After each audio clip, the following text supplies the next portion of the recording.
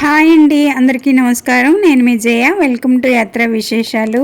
ఇప్పుడు టైము రాత్రి 3 గంటలు అయిందండి. మేము 2 గంటలకు లేచి స్నానాలు అవి చేసుకొని రెడీ అయిపోయాము. యాక్చువల్లీ మేము 2 రోజుల క్రితం అయోధ్య వచ్చామండి. అయోధ్యలో సరియు నదిలో స్నానం చేసుకొని బాలరామయ్య దర్శనం చేసుకొని సైట్ సీయింగ్ అంతా కంప్లీట్ చేసుకున్న తర్వాత ఈరోజు తెల్లవారు 3 గంటలకి అయోధ్య నుంచి ప్రయాగ్రాజ్కి ట్రైన్ టికెట్లు బుక్ చేసుకున్నామండి.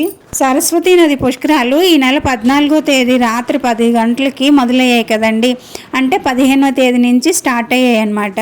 అందుకని మేము ప్రయాగ్రాజ్ సంఘంలో పుష్కర స్నానానికి వెళ్తున్నామండి. ప్రయాగ్రాజ్ వెళ్ళి డైరెక్ట్గా సంఘంకి స్నానంకి వెళ్ళిపోతామండి. అందుకని ఇక్కడే ఫ్రెష్ అప్ అయ్యి స్నానాలు అవి చేసుకొని బయలుదేరిపోయాము. అయోధ్యలో మేము తీసుకున్న రూమ్ చాలా నీట్గా ఉన్నదండి. ఆ బిల్డింగ్ కొత్తగా కట్టారు. కాకపోతే ఈ వీధంతా కొంచెం పాతగానే అనిపిస్తుంది. కానీ ఈ ఏరియా అయితే మంచి సెంటర్ అండి. రైల్వే స్టేషన్కి 5 నిమిషాలు, టెంపుల్కి 10 నిమిషాలు నడుచుకొని వెళ్ళిపోవచ్చు, వాకబుల్ డిస్టెన్స్. ఇంకా బాలరామయ్యని దర్శించుకున్న ఆ అనుభూతి వర్ణనాతీతం అండి. మాటలతో వర్ణించలేమండి. ఆ దర్శనం చేసుకుంటేనే ఆ అనుభూతి మనకి తెలుస్తుంది. జీవితంలో ఒక్కసారైనా కూడా బాలరామయ్యని అందరూ దర్శించుకునే భాగ్యం కలగాలని నేను కోరుకుంటున్నానండి. ఇంకా అయోధ్య సైట్ సీయింగ్కి వెళ్ళాం కదండి. నాకైతే ఆ రామేశ్వరమే గుర్తొచ్చిందండి.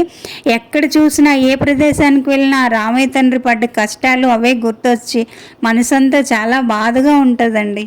అయోధ్యలో ఎక్కడెక్కడికి వెళ్ళాలి, ఏమేమి చూడాలి అనేదంతా కూడా మీకు ఒక వీడియో పెడతానండి వీలు చూసుకొని.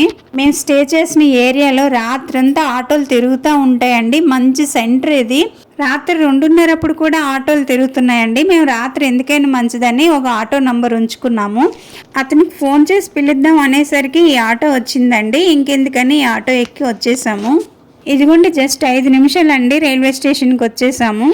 స్టేషన్ ముందు పార్క్ లాగా ఎంత బాగుందో చూడండి. అందరూ ఇక్కడే పడుకున్నారు, ఎండాకాలం కదా చల్లగా ఉంటుందని.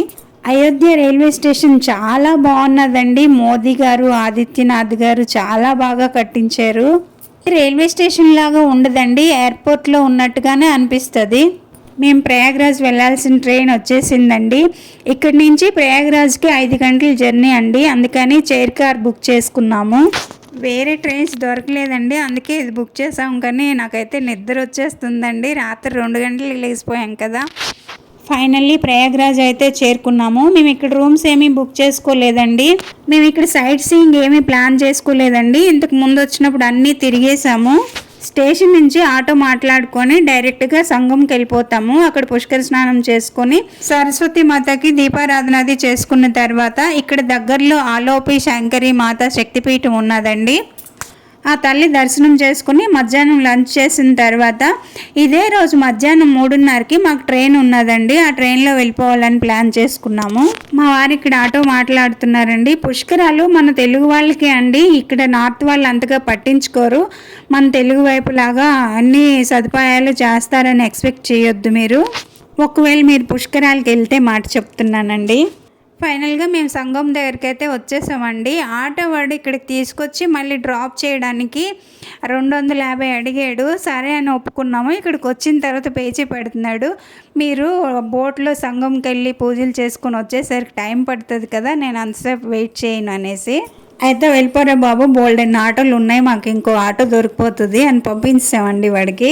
బోట్ అయితే 500 అండి మనిషికి మాట్లాడుకున్నాం. అక్కడికి వెళ్ళిన తర్వాత బోట్ పార్కింగ్ అని అదని ఇదని ఏదేదో అడుగుతూ ఉంటారు వీళ్ళు. మొత్తానికి మేమైతే బోట్లో గంగా యమున సరస్వతి సంఘంకి అయితే వెళ్ళిపోతున్నాము.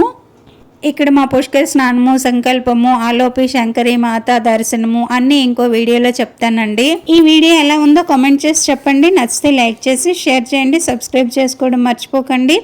ఇంకో మంచి వీడియోతో మళ్ళీ కలుద్దాం. అంతవరకు సెలవండి. Bye. See the next video. Thank you for watching. Bye.